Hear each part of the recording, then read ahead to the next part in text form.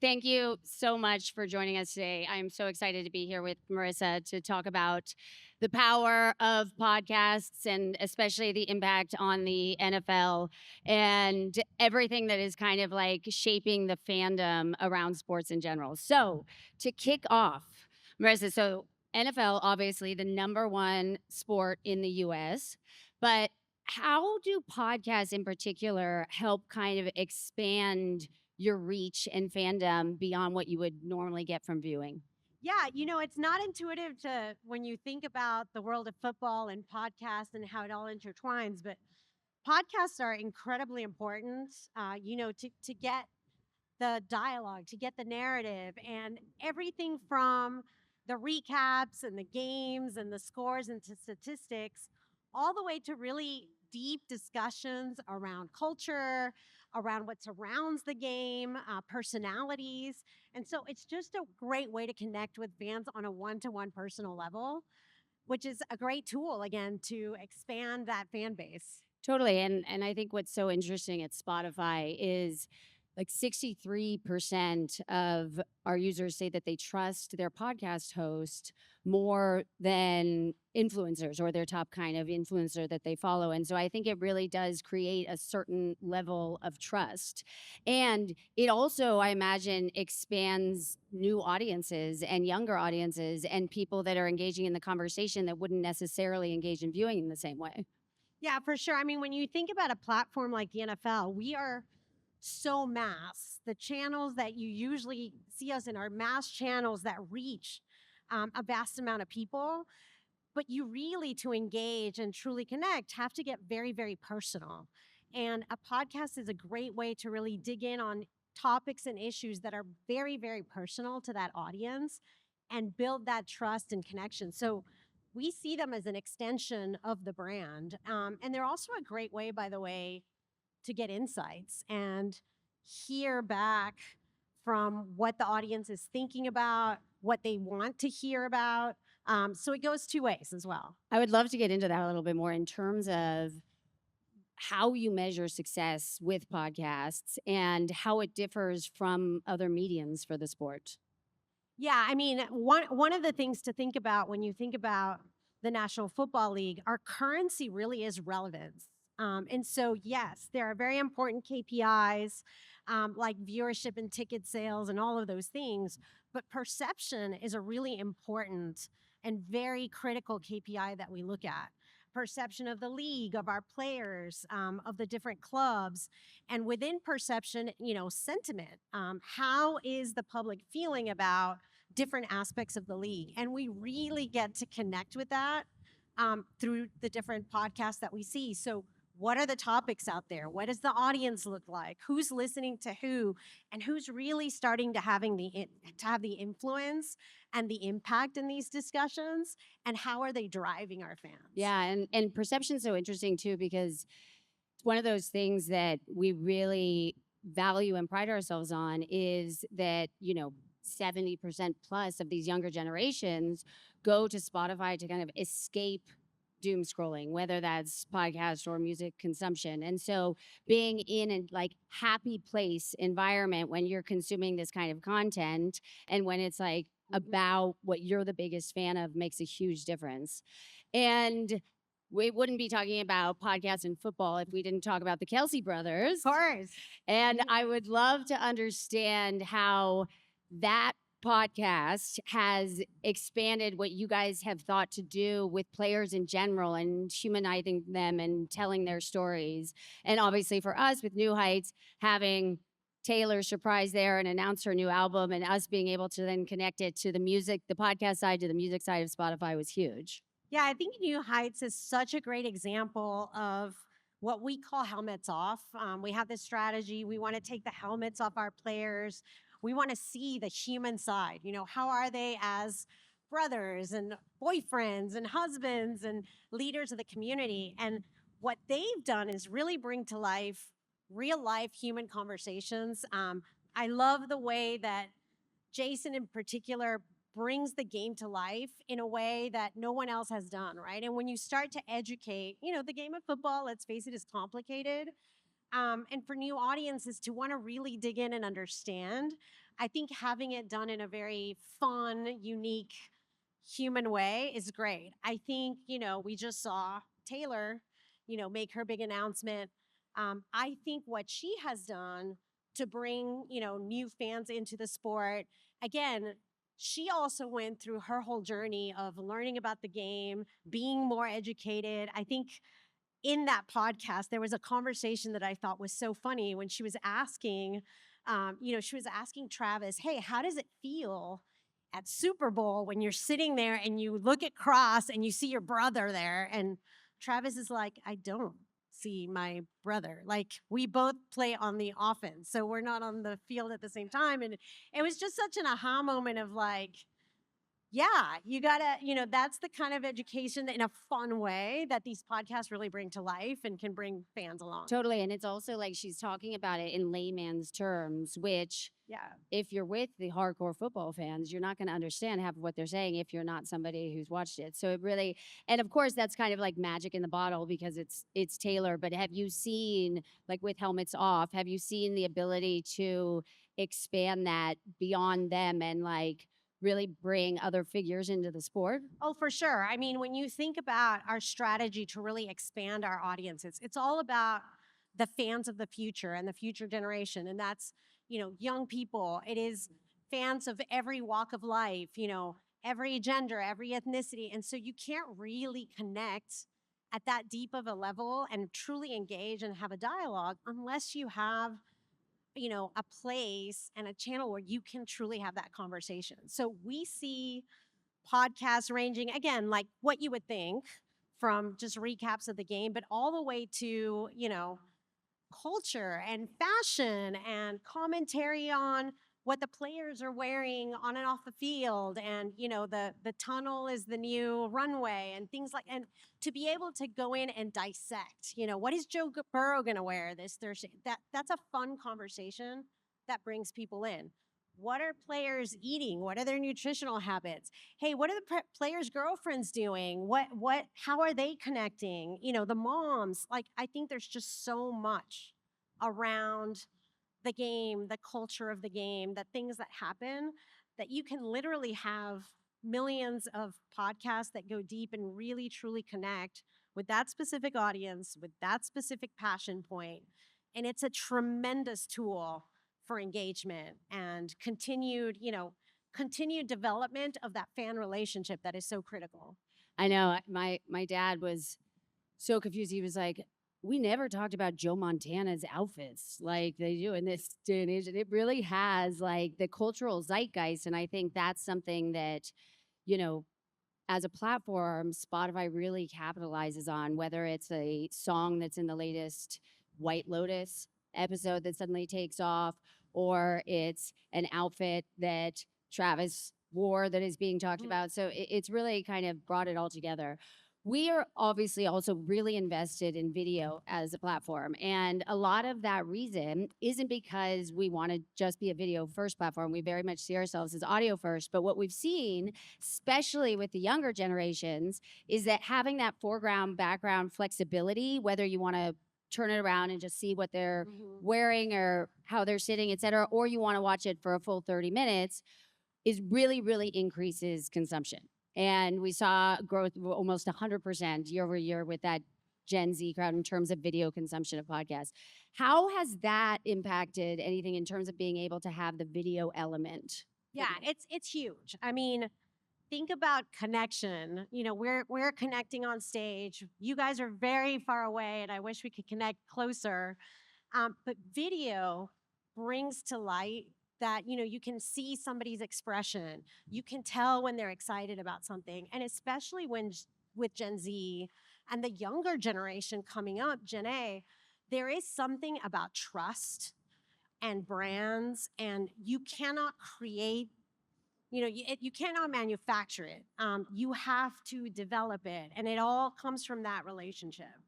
And the visual piece is very critical when you're talking. I mean, whether you're talking about the latest statistics or technology driving the sport, or whether you're talking about somebody's outfit that they wore, the night before, it's absolutely critical. I mean, we see it with our creators and influencers.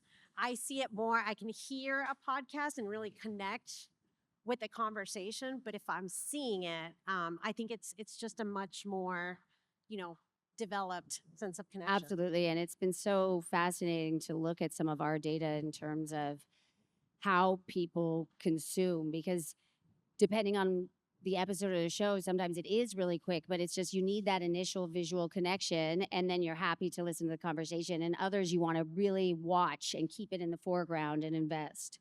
The other thing that we find that's huge, we've got a number of fantasy football podcasts, and it's almost like your group of friends afterward, like on the platform, being able to get together to debate, etc. So, how has like fantasy football and the fantasy football podcast space really expanded the whole notion of fandom for you guys? Yeah, when we think about our fan engagement strategy, we think about the timeless.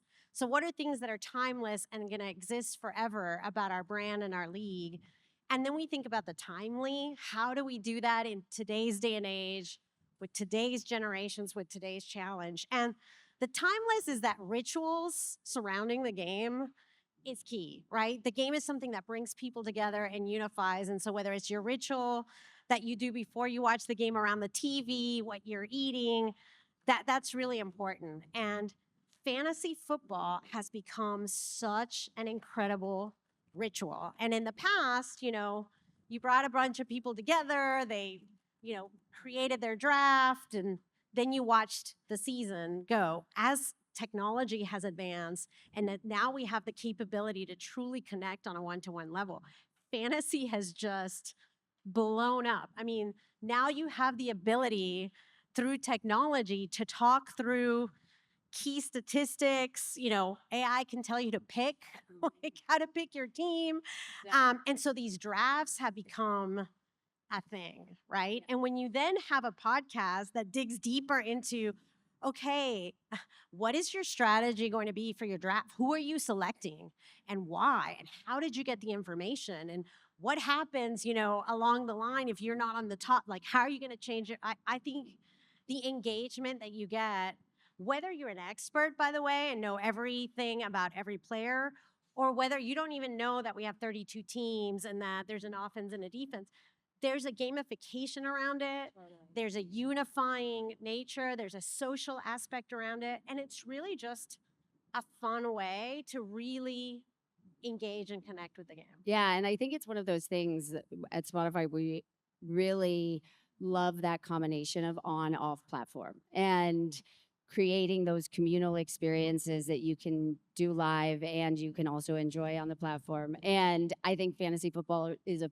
perfect example because groups also meet live to pick their drafts, and then some are virtual, and then they sometimes go to the games together or they'll watch the games together. So it really kind of combines it. I was actually on a fantasy football team with the team from the Fantasy Footballers podcast for a couple years.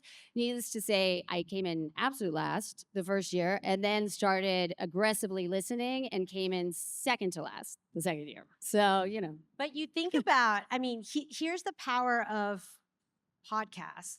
Fantasy football, it's a ritual, it's something we do.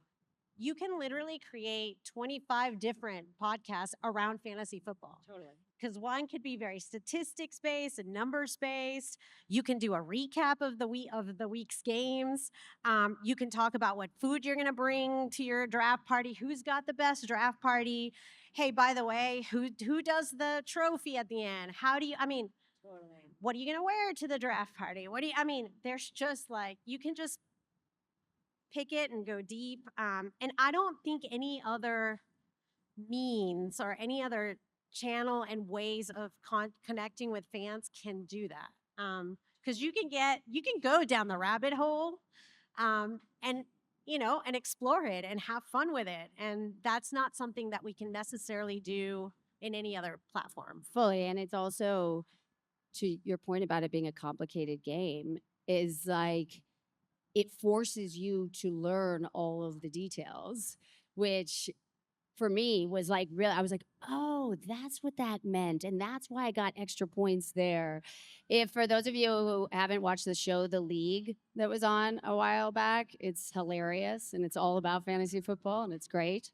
has nothing to do with Spotify, so this is just me endorsing it out of personal opinion. The other thing, all of the football podcasts that we have, whether it's the NFL or association, are available in 180 countries across the world. And I know as you look at global expansion and becoming more prominent internationally, I would imagine that outlets like that really help to localize the sport more. Yeah, I mean, as you think about, we have a very aggressive goal to become a global sports platform. And the fact is, we're not global today. We are America's top sports league. We want to be in the top three in all the countries that we're looking at. And there's some countries where we're number 10 behind a lot of different sports. And so, how do you go out to a fan base that may not know your sport, may not understand it, and start to connect? And so, there's a whole strategy, how do you recruit somebody? What is that spark that gets them to even say, okay, what is this about? And should I explore? And then once the spark is there, how do you onboard them and welcome them in and say, come here? And then you retain them, right? And as you're going, and it's not just the live games or the season, year round, you want to have that conversation. And so, from a global perspective, it's so critical that we really dig deep into their passions, their motivations, their cultures, and do it in a unique way. And funny, well, not funny, actually a really cool example. In France, there is a very, very famous soccer player. His name is Antoine Griezmann. He plays for the French team, if you guys know Antoine. And Antoine is a massive NFL fan. He loves the NFL and he loves the league. And he actually started his own little podcast, and he started it in Spain, where he's playing right now for Atletico Madrid, and just started to gain an audience, and just talking about the love of sports, the connection of the two footballs, things you wouldn't even think about, and the audience he's been able to bring, because these are the other fans of the other football, right? But they're starting to again engage and understand, well, if he loves it, why is it that he loves it? What should I discover as well? And his podcast has been really great for us in terms of building that audience. Yeah. So that can happen with any kind of personality, abroad, that has a following, that can really bring that following, Yeah, into the we've seen sport. that across the board, whether it's our own bringer content that we do around the football, but just the growth in international consumption. When I first joined, it's really amazed me. And just the expansion in general, too, because I think we've had a deep partnership for so long where we saw, with the halftime show or with the music association, we saw that getting a lot of international traction. And then as podcasts have grown, the same thing is happening. And I think it speaks to the expansion of the sport in general that you've got two women up here talking about football. And I think that it's like, yeah, exactly. Even though I came in last in my fantasy football league, I'm going to be third to last this year. Um, but it's something that kind of so resonates beyond the normal trope. For other brands, whether it's from an advertising standpoint, whether it's from a content standpoint or a marketing standpoint, what is your kind of number one piece of advice in terms of engaging with this medium? Yeah, I mean, I would say whether you're at the National Football League or any other brand, the key is the narrative and the dialogue and the engagement. And long gone are the days where you can just tell people about your product benefits and how great they are versus someone else or something else.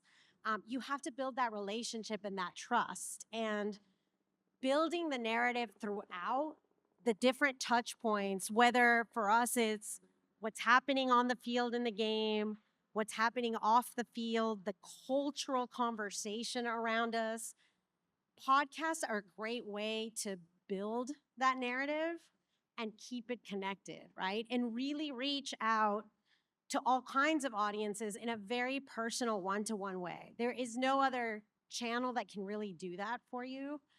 So it's incredibly important not just to create or partner with podcasts, but just even to listen and to be really aware of what is the conversation around my brand that is happening out there in every podcast at every level. And, first and foremost, is your brand even out there? Are you being mentioned?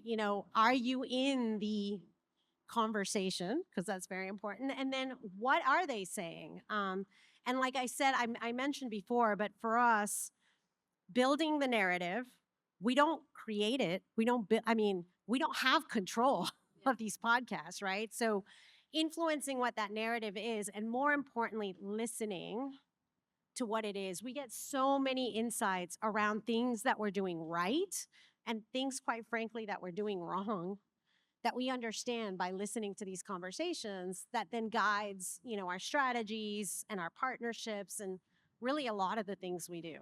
100%. And I think that trusted environment is so key, because if you have a host who you trust that much talking about something they love, it's really, it's such a genuine piece of content that you buy into.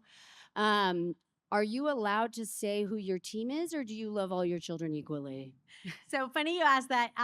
We're about all 32, of course, but everyone at the league is a fan, and everyone does have a favorite team. And I grew up in South Texas. I lived in Dallas for many years, so you can probably guess. Oh My team no, is. we got along right before this as a I know, diehard it's probably 49ers not fan. good.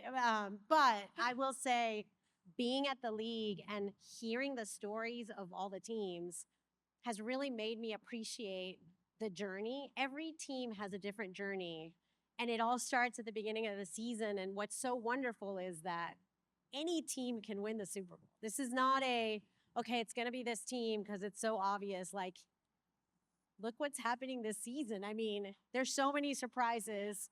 If you guys watched Monday Night Football last night, that was a game. And that is what's the beauty of this sport. And when you capture that excitement and that unpredictable, iconic excitement and competition, and you capture it in different, conversations, Totally. I think it's wonderful. It becomes a part of your DNA. I mean, you said Dallas, and I was like, For oh sure. no, it just triggers. And like my 49ers fan base is this child who was like that, silver and blue star was bad news. And but it's just so wonderful because that rivalry like doesn't even exist in the same way. And there's different ones that exist. And it's so fun. Well, thank you, Marissa, Thank for you. joining us. Thank you This very has much. been Thank you, fabulous. guys. Thank you guys so much. Really appreciate it.